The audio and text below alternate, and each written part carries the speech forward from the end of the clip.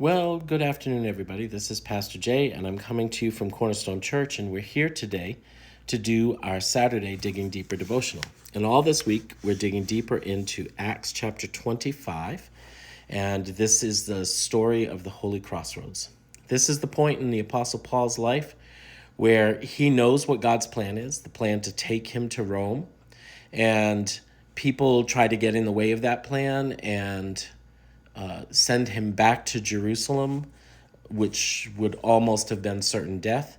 And so Paul, using his free will, makes a decision to comply with God's will and says, I appeal to Caesar, meaning he's appealing to the supreme court of his day, and that is in Rome. So we've talked about how every one of us have these holy crossroads, these places where God's will, God's divine providence, destiny is one road and our free will is another road. And those two roads collide. And we have to decide, are we going to shift and cause our will to become God's will? Are we going to conform ourselves to God's will? Or are we going to continue to follow another plan other than God's?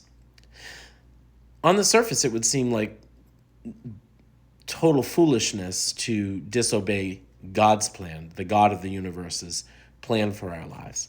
But there are lots of reasons that people do it. In the place of going God's way, we often choose our way because of things like fear. I'm sure for Paul, there was great fear in considering going to Rome as a convict. What is that journey going to be like? There was fear in that journey. Paul chose to conform to God's plan in spite of fear. We have to do the same thing. Because of unbelief, there are those moments where we doubt, is this really God's plan? How could this be God's plan?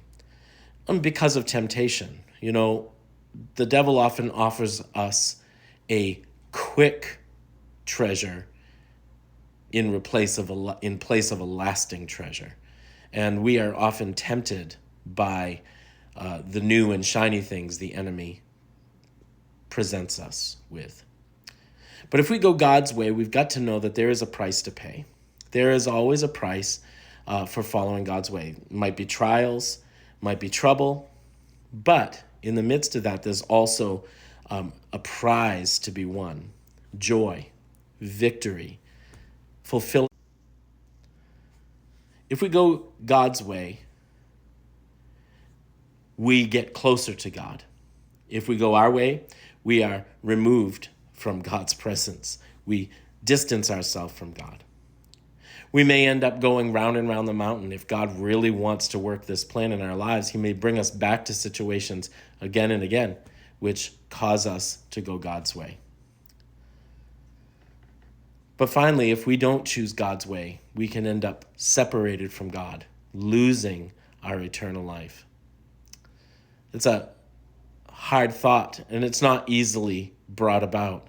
But there are those who have made shipwreck of their faith by choosing to insist on their free will, which goes against God's will. What are you choosing today? Are you conforming to God's plan as close as you know it?